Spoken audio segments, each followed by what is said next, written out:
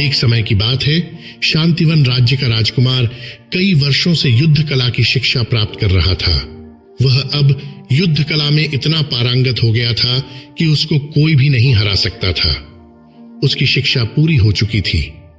गुरुजी ने उसे अपने पास बुलाया और कहा, राजकुमार, अब तुम्हारी शिक्षा पूर्ण हो चुकी है। अब तुम्हारा यहां से जाने का समय आ गया है।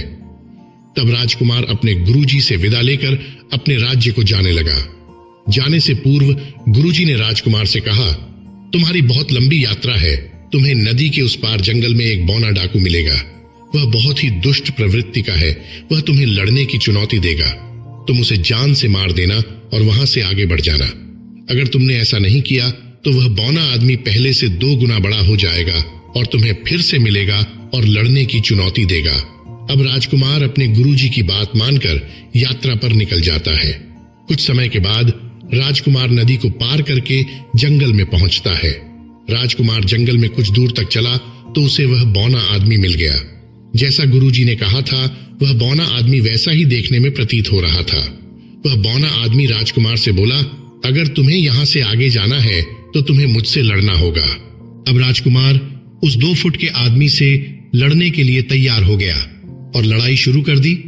थोड़ी ही देर में लड़ाई खत्म हो गई, क्योंकि राजकुमार ने उस आदमी को तुरंत ही हरा दिया। लेकिन जब उसको जान से मारने की बारी आई तो राजकुमार ने कहा, इस 2 फुट के आदमी को मारने में कैसी महानता, और राजकुमार उस आदमी को जिंदा छोड़कर आगे बढ़ गया।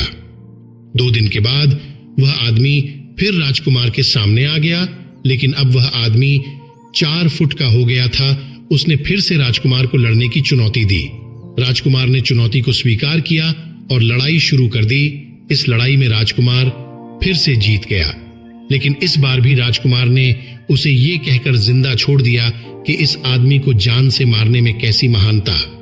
फिर 2 दिन बाद वह आदमी राजकुमार के सामने आ गया, लेकिन अब वह आदमी 6 फुट का हो गया था।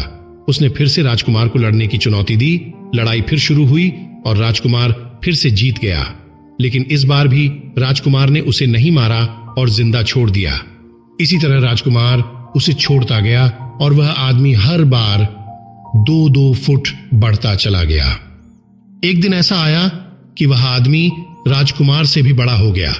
उसने फिर से राजकुमार को लड़ने की चुनौती दी। इस बार राजकुमार उससे डर गया था, लेकिन राजकुमार ने फिर भी उसकी चुनौती को स्वीकार किया और उससे लड़ने लगा। इस बार राजकुमार बहुत जख्मी हो गया था। राजकुमार का एक हाथ टूट चुका था, लेकिन राजकुमार ने हिम्मत नहीं हारी और उस आदमी को फिर से हरा दिया।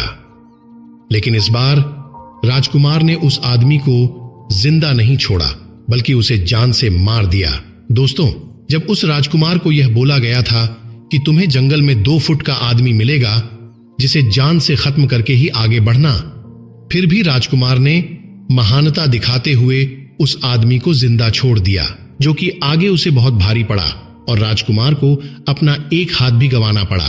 दोस्तों, हमें इस कहानी से यह सीख मिलती है कि आपकी जिंदगी में कितनी भी छोटी से छोटी प्रॉब्लम आए, उन्हें समाप्त किए बिना आगे मत बढ़ना, क्योंकि कल को वही छोटी प्रॉब्लम आपके सामने बहुत बड़ी बनकर आ जाएंगी और फिर आपको कुछ न कुछ नुकसान उठाना पड़ सकता है, उस राजकुमार की तरह। इसलिए दोस्तों, अपनी समस्याओं को छोड़िए मत, उन्हें जड़ से खत्म कीजिए। दोस्तों, अगर आपको ये कहानी अच्छी लगी हो तो वीडियो को लाइक जरूर करें, और अगर आपको मोटिवेशनल वीडियो, स्टोरीज वीडियो देखना पसंद है तो आप स्टोरी केड चैनल को सब्सक्राइब करके बेल आइकन को प्रेस कर लें, ताकि लेटेस्ट वीडियो का नोटिफिकेशन आपको सबसे पहले मिल जाए।